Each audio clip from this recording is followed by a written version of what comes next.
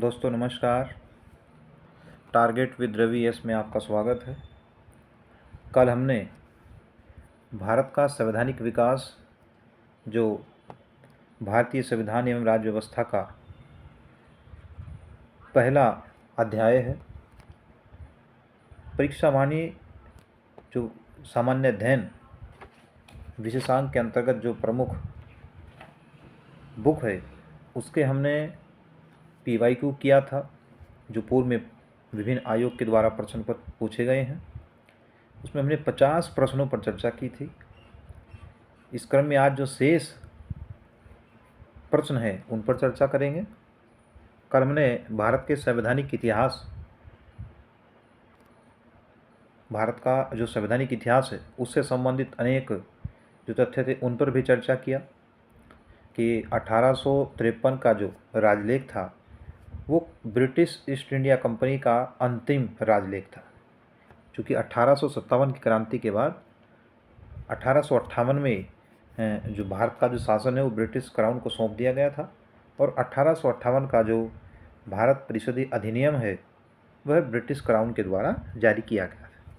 तो इसी क्रम में जो विभिन्न राजलेख या अन्य अधिनियम ब्रिटिश सरकार द्वारा लाए गए उनसे संबंधित प्रश्न और साथ में जो भारत की संविधान सभा का जो निर्माण हुआ उससे संबंधित जो प्रश्न हैं पूछे गए हैं उन पर चर्चा करेंगे।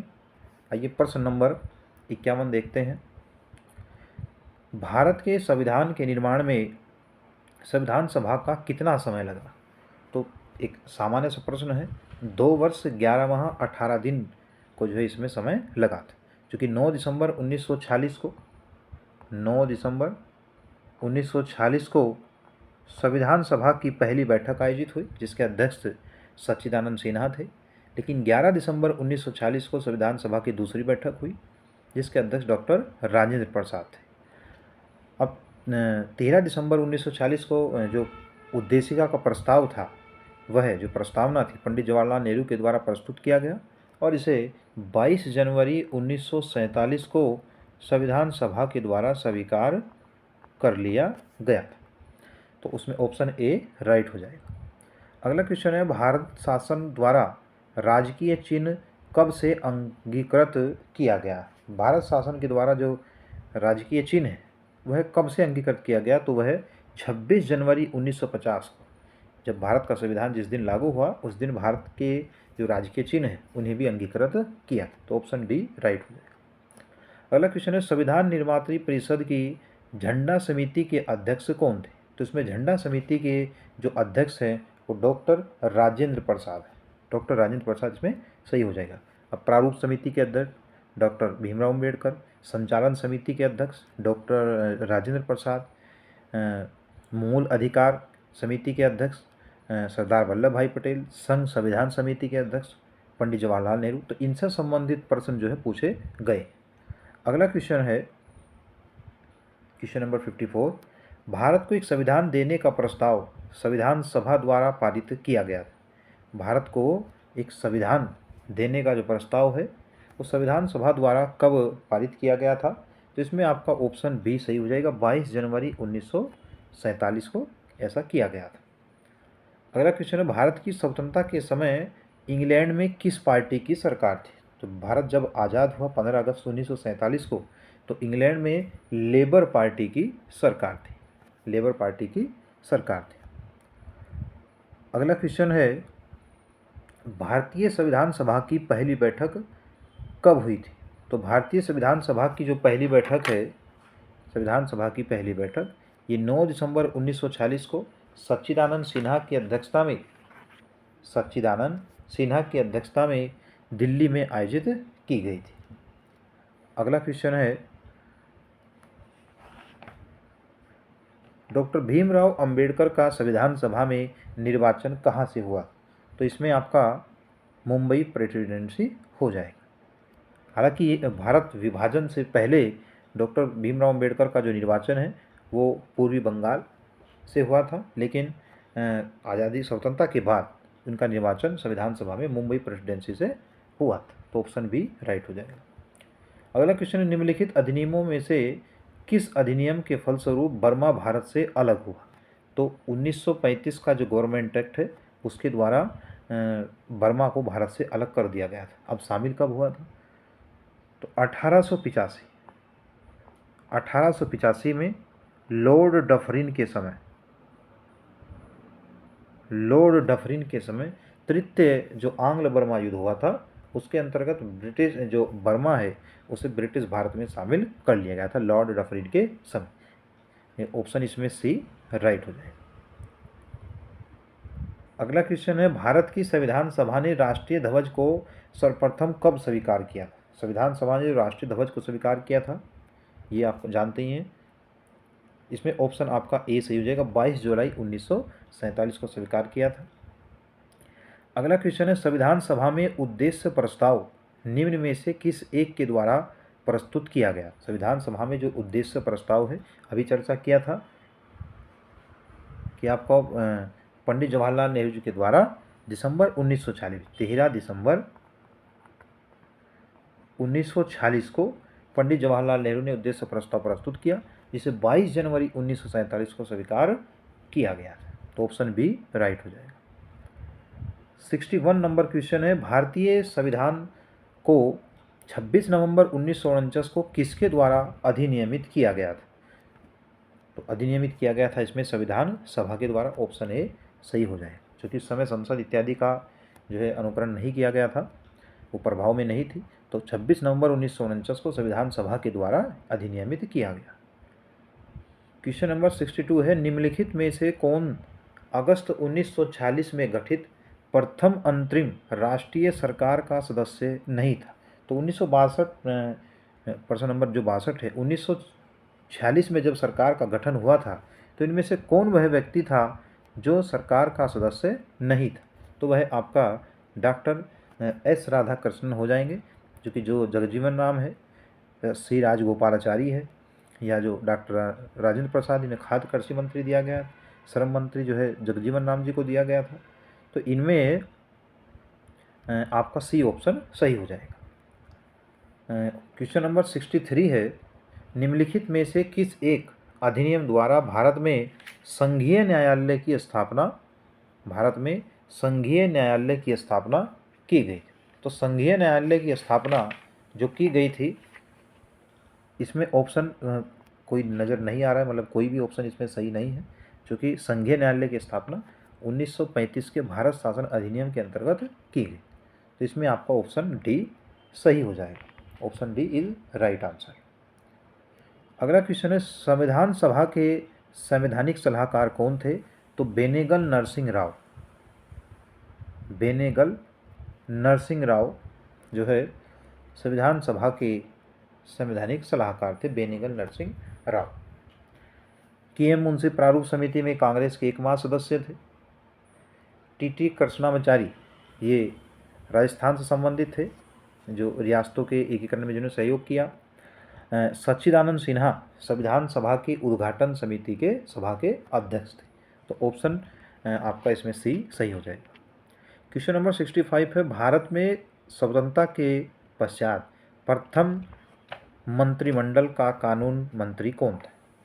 आज़ादी के बाद जब जब मंत्रिमंडल बना तो उसमें कानून मंत्री कौन थे? तो B.R. अम्बेडकर थे। जबकि अंतरिम सरकार में V.P. मंडल को जो है ये मंत्री पद दिया गया था। तो कानून मंत्री अंतरिम सरकार में मंडल साहब थे, जबकि आज़ादी के बाद जो पहले कानून मंत्री बने वह थे डॉक्टर भीमराव अम्बेडकर।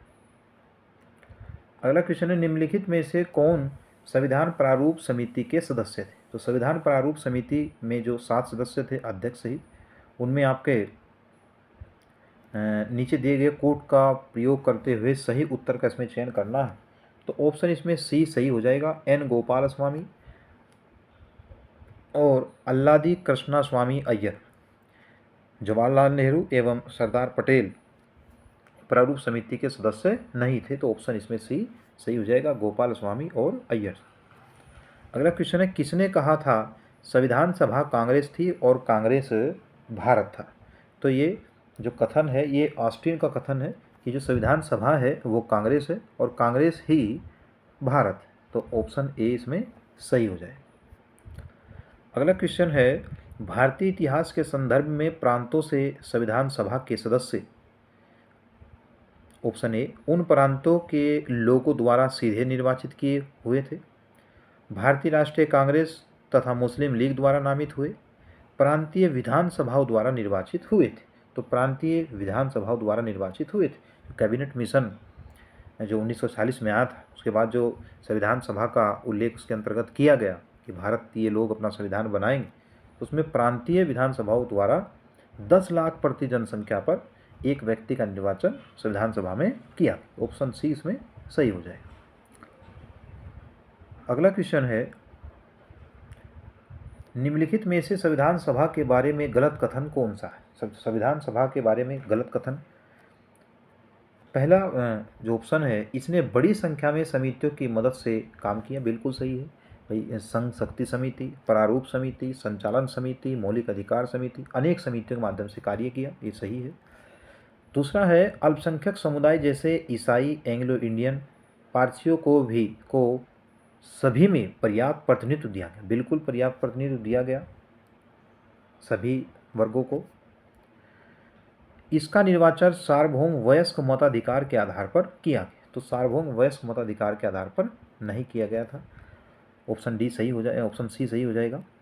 जबकि ऑप्शन डी कह रहा है, इसकी चुनाव प्रक्रिया 1935 के अधिनियम के 6ठी अनुसूची पर आधारित थी। इसमें कर, संपत्ति एवं शैक्षिक योग्यता के कारण मताधिकार सीमित था। तो ऑप्शन डी भी सही है, लेकिन इसमें ऑप्शन इसने पूछा है गलत कथन, तो ऑप्शन सी राइट हो जाएगा। अगला क्वेश्चन है, सूची फर्स्ट को सूची सेकंड से मिलान करना है। कह रहा संविधान सभा के पहले उपाध्यक्ष कौन थे? संविधान सभा के पहले उपाध्यक्ष कौन थे? तो संविधान सभा के जो पहले उपाध्यक्ष हैं वो H.C. मुखर्जी हो जाएंगे। जबकि दूसरा जो ऑप्शन बी है, प्रारूप समिति के मूलतः एकमात्र कांग्रेसी सदस्य, तो K.M. मुंशी, हमने ऊपर भी चर्चा किया है। अगला क्वेश्चन है, राजस्थान की रियासतों का प्रतिनिधित्व करने वाले संविधान सभा के सदस्य, अभी हमने ऊपर चर्चा किया है V.T. कृष्णाचारी है। जबकि संघ संविधान समिति के जो अध्यक्ष हैं वो पंडित जवाहरलाल नेहरू थे। तो ऑप्शन 20 में राइट हो जाएगा। अगला क्वेश्चन है, संविधान सभा की प्रथम बैठक की अध्यक्षता किसके द्वारा की गई? आसान सा प्रश्न, आप सभी जानते हैं, डॉक्टर सच्चिदानंद सिन्हा द्वारा 9 दिसंबर 1940 को इसकी अध्यक्षता की गई। हालांकि 11 दिसंबर 1940 को इसमें जो अध्यक्ष हैं वो स्थायी अध्यक्ष डॉक्टर राजेंद्र प्रसाद को माना गया था। अगला क्वेश्चन है, किस वर्ष में जनगण मन को भारत के राष्ट्रगान के रूप में अपनाया गया? तो 1950, 24 जनवरी 1950 को जनगण मन को जो है राष्ट्रगीत स्वीकार किया। कल भी हमने चर्चा किया था कि जनगण मन को भारतीय राष्ट्रीय कांग्रेस के 1911 के कलकत्ता अधिवेशन में पहली बार गाया गया था। इसकी रचना रविन्द्रनाथ टैगोर के द्वारा की गई थी। और ये जो जनगण मन जिस अधिवेशन में कांग्रेस के गाया गया था, उस समय कांग्रेस के अध्यक्ष बिशन नारायण दर थे, बिशन नारायण दर। तो ऑप्शन सी राइट हो जाएगा। क्वेश्चन नंबर 73 है, अपनी राष्ट्रवादी प्रतिक्रिया में भारतीय संविधान के निर्माताओं में अल्पसंख्यकों के हितों तथा भावनाओं के महत्व को कम करके आंका गया है। यानी इस संविधान पर आरोप लगा है कि जो भारतीय संविधान है उसमें अल्पसंख्यकों के हितों एवं भावनाओं को महत्व नहीं दिया गया है या कम दिया गया है।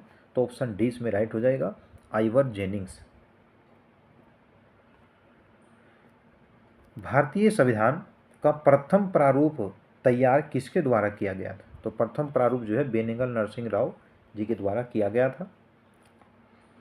जबकि K.M. मुंशी प्रारूप समिति कांग्रेसी सदस्य थे, डॉक्टर भीमराव अम्बेडकर प्रारूप समिति के अध्यक्ष थे और के जो संथानम से इससे संबंधित नहीं। अगला क्वेश्चन नंबर 75 है, भारतीय संविधान के निर्माण से संबंधित निम्नलिखित कथनों में से कौन सही है?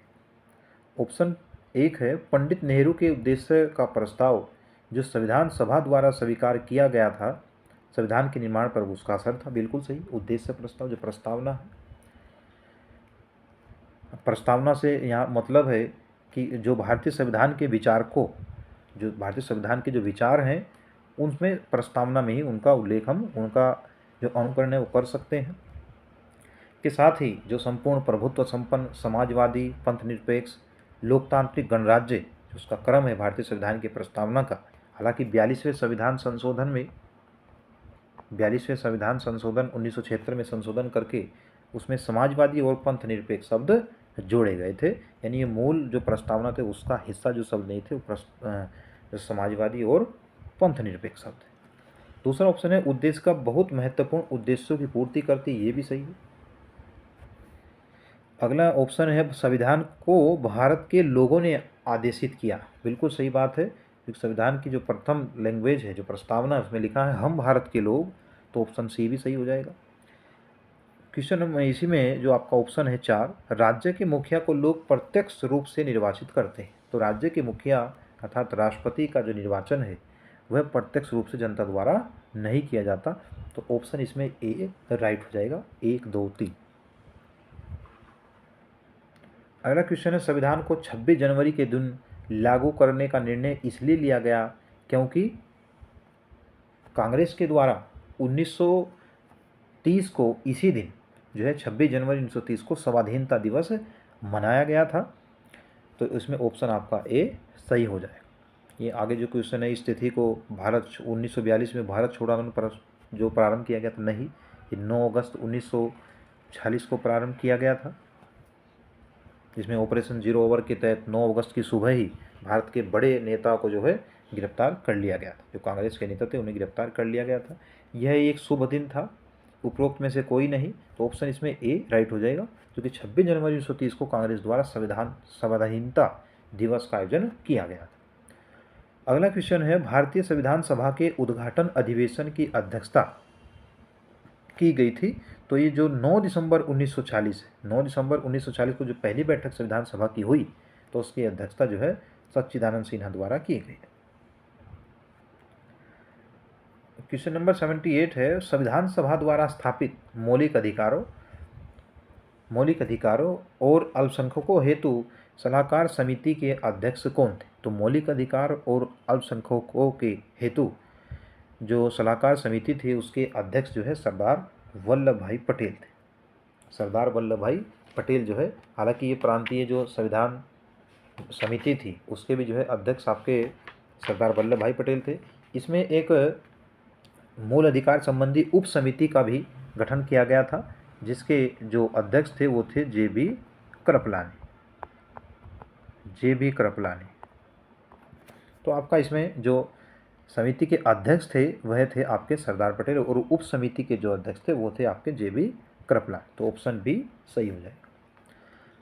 क्वेश्चन नंबर 79 है इन व्यक्तियों में से कौन कैबिनेट मिशन का सदस्य नहीं था? तो कैबिनेट मिशन का जो सदस्य इनमें नहीं था वो हो जाएगा आपका ऑप्शन ए विलियम वुड, जो कि Pethick Lawrence, A B Alexander और स्ट्रैफोर्ड क्रिप्स इसके सदस्य थे। अगला क्वेश्चन है रेड क्लिफ समिति किस लिए नियुक्त की गई थी? ये आप जब सभी जानते हैं रेड क्लिफ रेखा जो है वो भारत और पाकिस्तान के मध्य सीमा बनाती है, तो 1947 में भारत और पाकिस्तान के मध्य सीमा निर्धारित करने के लिए सर रेड क्लिफ की अध्यक्षता में एक समिति गठित की गई, और इसीलिए इस सीमा रेखा को रेड क्लिफ रेखा कहा जाता है। ऑप्शन सी सही हो जाएगा। अगला क्वेश्चन है भारतीय संविधान सभा में कुल कितनी जो है महिलाएं सदस्याएँ थी, यानी कितनी महिला सदस्य थी? आप सभी जानते हैं इसमें 15 जो महिलाएं थी, 15 महिलाएं थी, तो ऑप्शन इसमें ए सही हो जाएगा। अब इसमें जो संयुक्त प्रांत यानी जो उत्तर प्रदेश है, उत्तर प्रदेश राज्य से इसमें 5 महिला सदस्य शामिल थे। अगर क्वेश्चन पूछ लिया जाए कि कितनी महिलाएं जो है संयुक्त प्रांत से इसमें शामिल थी, तो 5 महिलाएं इसमें उत्तर प्रदेश से शामिल थी, जिनमें सुचेता कृपलानी, विजयलक्ष्मी पंडित, पूर्णिमा बनर्जी, साथ ही साथ बेगम अजय रसूल और कमला चौधरी जो है, इन लोगों ने उत्तर प्रदेश से अपना जो है प्रतिनिधित्व संविधान सभा में रखा था। हालांकि जी सरोजनी नायडू जी हैं, उनके द्वारा बिहार राज्य का प्रतिनिधित्व किया गया था। सरोजनी नायडू ने बिहार राज्य से संविधान सभा में प्रतिनिधित्व किया, और ये स्वतंत्र भारत के किसी राज्य की पहली महिला राज्यपाल भी बनी थी। अगला क्वेश्चन है संविधान सभा में भारतीय संविधान का तृतीय वाचन कब प्रारंभ हुआ? संविधान सभा में जो तृतीय वाचन जो प्रारंभ हुआ उसमें आपका ऑप्शन ए सही हो जाएगा कि 14 नवंबर 1949 को तृतीय वाचन प्रारंभ हुआ था। अगला क्वेश्चन है, भारत का संविधान अंगीकृत एवं अधिनियमित किया गया था। तो अंगीकृत एवं अधिनियमित कब किया, यानी संविधान जब बनकर के तैयार हुआ तो वही थी 26 नवंबर 1949 को। हालांकि इसे लागू जो है, इसके कुछ प्रावधान तो तभी लागू कर दिए गए, लेकिन पूर्ण रूप से 26 जनवरी 1950 को लागू किया गया, क्योंकि 26 जनवरी 1930 को कांग्रेस द्वारा स्वाधीनता दिवस मनाया गया था। अगला क्वेश्चन है, भारत का संघीय न्यायालय निम्नलिखित में से किस वर्ष में स्थापित किया गया। तो जो संघीय न्यायालय है उसकी स्थापना भारत शासन अधिनियम 1935 के अंतर्गत 1937 को की गई थी। 1937 को जो संघीय न्यायालय है उसकी स्थापना की गई थी, और इस न्यायालय की जो अंतर्गत है, इसकी जो स्थापना है वह 1 अक्टूबर 1937 को की गई थी, जिसके जो प्रमुख जो पहले जो मुख्य न्यायाधीश थे सर मॉरिस गवेयर थे। मॉरिस गवेयर सर्वोच्च न्यायालय के जो 1935 में स्थापित 37 में स्थापित हुआ, उसके जो प्रथम मुख्य न्यायाधीश थे, चीफ जस्टिस थे, वो थे मॉरिस गवेयर। अगला क्वेश्चन है, तो इसमें ऑप्शन आपका बी सही हो जाएगा। अगला क्वेश्चन, निम्न में से एक भारत सरकार अधिनियम 1935 की मुख्य विशेषताओं में से नहीं। तो 1935 की एक प्रमुख विशेषता उसमें से कौन सी नहीं है। तो इसमें आपका ऑप्शन पहला है, इस अधिनियम में अखिल भारतीय महासंघ का प्रस्ताव रखा गया। ये बात सही है, अखिल भारतीय संघ। अवशिष्ट विषय प्रांतीय विधायकों को दिए, नहीं, ये ऑप्शन बी गलत हो जाएगा, क्योंकि अवशिष्ट विषय उस समय गवर्नर जनरल को दिए गए। ऑप्शन सी है, यह प्रांतीय स्वायत्तता के सूत्रपात का संकेत था, बिल्कुल था, क्योंकि इस समय प्रांतों को स्वायत्तता दे दी गई और केंद्र में द्वैध शासन लागू कर दिया गया। तो केंद्र में द्वैध शासन भारत सरकार अधिनियम 1935 में लाया गया, जबकि प्रांतों में द्वैध शासन 1919 के अधिनियम यानी मॉन्टेग्यू चेम्सफोर्ड सुधार अधिनियम के द्वारा लागू किया गया। ऑप्शन डी है, इसने प्रांतीय स्तर पर द्वैध शासन प्रणाली को समाप्त कर केंद्र में लागू किया, बिल्कुल सही है। 1935 में प्रांतों में द्वैध शासन प्रणाली को समाप्त कर केंद्र में जो है उसे लागू कर दिया गया था। तो इसमें आपका ऑप्शन जो है बी राइट हो जाएगा। क्वेश्चन नंबर 86 है, 1935 का गवर्नमेंट ऑफ इंडिया एक्ट क्यों महत्वपूर्ण। 1935 का जो भारत शासन अधिनियम है वह महत्वपूर्ण क्यों। यह भारतीय संविधान का प्रमुख स्रोत है, इसके द्वारा भारत को स्वतंत्रता मिली, गलत है। इसमें भारत विभाजन उल्लेखित है, नहीं। इसके द्वारा भारतीय जो रियासतें समाप्त हुई, नहीं। तो इसमें ऑप्शन आपका ए ही सही होगा, क्योंकि भारत के जो संविधान है उसका अधिकांश भाग 1935 के गवर्नमेंट ऑफ इंडिया एक्ट से लिया गया। अगला क्वेश्चन है, वर्ष 1937 के चुनाव में कितने प्रांतों में कांग्रेस का मंत्रिमंडल बना था। तो कांग्रेस ने कुल मिलाकर के, कल भी हमने चर्चा की थी, 8 प्रांतों में कांग्रेस ने जो है सरकार बनाई थी, क्योंकि 5 प्रांतों में जैसे आपका बिहार, मध्य प्रांत, संयुक्त प्रांत, ओडिशा और मद्रास में कांग्रेस को पूर्ण बहुमत मिला। बम्बई में कांग्रेस को जो है पूर्ण बहुमत के लगभग ही वोट मिले। इसके साथ ही आसाम और पश्चिमोत्तर जो प्रांत थे, पश्चिमोत्तर सीमा प्रांत में कांग्रेस ने गठबंधन सरकार को गठन किया। तो कुल मिलाकर के 8 प्रांतों में कांग्रेस ने अपनी सरकार बनाई। लेकिन अगर पूछ लीजिए कि बहुमत नहीं कहाँ नहीं मिला, तो उसमें आपका बंगाल, सिंध और पंजाब, बंगाल, सिंध और पंजाब में कांग्रेस को जो है पूर्ण बहुमत नहीं मिला था। तो ऑप्शन इसमें आपका सी सही हो जाएगा। अगला क्वेश्चन है, भारतीय इतिहास के संदर्भ में द्वैध शासन सिद्धांत किसे निर्दिष्ट करता है। तो द्वैध शासन का यहाँ तात्पर्य पूछ रहे हैं, द्वैध शासन क्या है। तो द्वैध शासन का तात्पर्य यहाँ है, प्रांतों में प्रत्यायोजित विषयों का 2 प्रवर्गों में विभाजन, यानी जो प्रांतीय जो विषय थे उन्हें 2 वर्गों में विभाजित कर देना। जैसे जो वित्त, न्याय, राजस्व संबंधी जो विषय थे वो गवर्नर जनरल ने अपने पास रखे, बल्कि जो शिक्षा, लोक व्यवस्था जैसे विषय थे उन्हें जो भारतीय विधान परिषद है उसके सदस्य जो थे उनके परामर्श से जो है विषयों पर निर्णय लिया जाता। तो भारत में द्वैध शासन का जो जनक है वो उसे लियोनिल कार्टिस कहा जाता है। लियोनिल कार्टिस कहा जाता है भारत में द्वैध शासन का जनक। ऑप्शन डी इसमें सही हो जाएगा। क्वेश्चन नंबर 89, 1927 की बटलर कमेटी का अध्यक्ष कौन था? मतलब उसका उद्देश्य क्या था? सॉरी, अध्यक्ष नहीं, उद्देश्य है। इसका एम क्या था? तो इसमें आपका ऑप्शन यह डी सही हो जाएगा। भारत सरकार तथा देशी रियासतों के मध्य संबंधों को सुधारना, यानी उस समय की ब्रिटिश सरकार और देशी रियासतों के मध्य संबंध सुधारना। तो ऑप्शन डी इसमें सही हो जाएगा। क्वेश्चन नंबर 90, भारत की संविधान सभा की अंतिम बैठक की सही तिथि को बताइए। तो संविधान सभा की जो अंतिम तिथि की जो बैठक थी वह 24 जनवरी 1950 को हुई थी। 26 जनवरी को संविधान को अंगीकृत किया गया था। अगला क्वेश्चन है, किस अधिनियम के द्वारा ब्रिटिश संसद ने चाय और चीन के साथ व्यापार को छोड़कर ईस्ट इंडिया कंपनी के भारत के साथ व्यापारिक एकाधिकार को समाप्त कर दिया था? तो इसमें आपका ऑप्शन ए सही हो जाएगा। 1813 का जो चार्टर एक्ट था उसमें कंपनी के व्यापारिक एकाधिकार को समाप्त किया गया। केवल चाय और चीन के साथ जो व्यापार है उस पर कंपनी का एकाधिकार बना रहेगा, जिसे 1833 में समाप्त किया।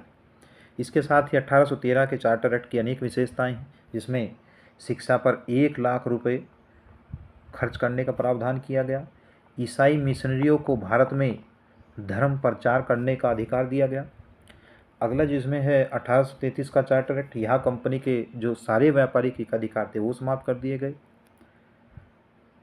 अगला क्वेश्चन देखते हैं 92, निम्नलिखित में से किससे भारत में अंग्रेजी शिक्षा की नींव पड़ी? तो अंग्रेजी शिक्षा की नींव किन कारकों की, किन स्रोत के माध्यम से पड़ी? उसमें आपका ऑप्शन जो पहला है 1813 का चार्टर एक्ट सही हो जाएगा। General committee of public instructions 1823, प्राच्यविद एवं आंग्लविद विवाद, यानी प्राच्य जो भारतीय लोग थे, प्राचीन जो शिक्षा थी, एवं आंग्लवाद जो अंग्रेजी शिक्षा को प्रोन्नत करना चाहते थे, उनमें अंग्रेजी लोग का बड़ा योगदान है। तो ये तीनों ही ऑप्शन इसमें सही हो जाएंगे। Option D right answer. अगला क्वेश्चन है, नेटिव मैरिज एक्ट किस वर्ष प्रतिपादित किया गया था? जो नेटिव मैरिज एक्ट है 1872 में जो है ये प्रतिपादित किया गया था, जिसमें जो न्यूनतम आयु थी कन्या की, जो विवाह की न्यूनतम आयु थी 14 वर्ष और जो लड़कों की न्यूनतम आयु थी उसे 18 वर्ष कर दिया गया। नेटिव मैरिज एक्ट, इसे सिविल मैरिज एक्ट भी कहा जाता है। अगला क्वेश्चन है, चार्टर एक्ट 1813 के संबंध में निम्नलिखित कथनों पर विचार कीजिए। इसने भारत में ईस्ट इंडिया कंपनी के व्यापार एकाधिपत्य को चाय का व्यापार तथा चीन के साथ व्यापार को छोड़कर समाप्त कर दिया। दूसरा ऑप्शन है, इसने कंपनी द्वारा अधिकार में लिए गए भारतीय राज्य क्षेत्रों पर ब्रिटिश राज की संप्रभुता को सुदृढ़ कर दिया। तीसरा ऑप्शन है, भारत का राजस्व अब ब्रिटिश संसद के नियंत्रण में आ गया था। तो भारत का जो राजस्व है सीधा जो है ब्रिटिश संसद के नियंत्रण में, इसमें सही कथन पूछ रहा है, नहीं आया है। तो इसमें आपका ऑप्शन केवल ए सही हो जाएगा, क्योंकि चाय चीन का व्यापार जो 1833 के चार्टर एक्ट में समाप्त हुआ और कंपनी द्वारा अधिकार में लिए गए भारतीय राज्यों क्षेत्रों पर ब्रिटिश क्राउन की संप्रभुता को सुदृढ़ कर दिया गया। तो ऑप्शन ए इसमें सही हो जाएगा। क्वेश्चन नंबर 95 है, निम्नलिखित कथनों पर विचार कीजिए। पहला ऑप्शन है 1919 के मॉन्टेग्यू चेम्सफोर्ड सुधारों में 21 वर्ष से अधिक आयु की सभी महिलाओं के लिए मताधिकार की संस्तुति की गई। ये गलत हो जाएगा, क्योंकि महिलाओं के लिए मताधिकार का उपयोग तो किया गया परंतु आयु का उल्लेख उसमें नहीं किया गया। तो ऑप्शन ए इसमें गलत हो जाएगा। 1935 के गवर्नमेंट ऑफ इंडिया एक्ट में विधानमंडल में महिलाओं के लिए आरक्षित स्थानों का प्रावधान किया गया। इसमें ऑप्शन जो है सेकंड सही हो जाएगा। तो option B is right answer. अगला क्वेश्चन है, ब्रिटिश इंडिया के निम्नलिखित में से किस अधिनियम ने सामूहिक कार्यचालन के स्थान पर विभागीय पद्धति द्वारा वायसराय की कार्यकारी परिषद पर उनके प्राधिकार को और अधिक बल प्रदान किया? तो इसमें आपका भारत परिषद अधिनियम 1861 राइट आंसर हो जाएगा। इसके साथ में जो भारत सरकार अधिनियम 1858 इसके आधार पर जो है भारत का शासन कंपनी से हटा करके ब्रिटिश क्राउन को सौंप दिया गया। भारतीय परिषद अधिनियम 1892, इसके द्वारा भारतीय विधान परिषद के जो सदस्य हैं उन्हें बजट पर बहस करने का अधिकार दिया गया, हालांकि मत देने का अधिकार नहीं दिया गया था। भारत परिषद अधिनियम, जिसे मार्ले मिंटो सुधार अधिनियम भी कहा जाता है, इसके द्वारा पृथक निर्वाचन पद्धति मुस्लिम्स पर लागू कर दी गई। क्वेश्चन नंबर 97 है, निम्नलिखित में से किस वर्ष वर्तमान उत्तर प्रदेश का प्राय संपूर्ण अक्षेत्र बंगाल प्रेसिडेंसी, जो उत्तर प्रदेश है वर्तमान का, प्राय जो संपूर्ण अक्षेत्र बंगाल प्रेसिडेंसी से अलग करके आगरा प्रेसिडेंसी से अधीन कर दिया गया था, तो इसमें आपका ऑप्शन बी सही हो जाएगा। 1833 में उत्तर प्रदेश का जो वर्तमान जो हम देख रहे हैं जो क्षेत्र है, ये बंगाल प्रेसिडेंसी के अधीन था, इसे आगरा प्रेसिडेंसी के अधीन कब किया गया? 1833। ये आर 2021 में पूछा गया। भारतीय सिविल सेवा के संदर्भ में निम्नलिखित कथनों में से कौन से कथन सही है? पहला ऑप्शन है, भारत सरकार अधिनियम 1919 में भारतीय सिविल सेवा के लिए एक अलग परीक्षा का प्रावधान किया गया, एक अलग परीक्षा का प्रावधान किया गया, ये सही हो जाएगा।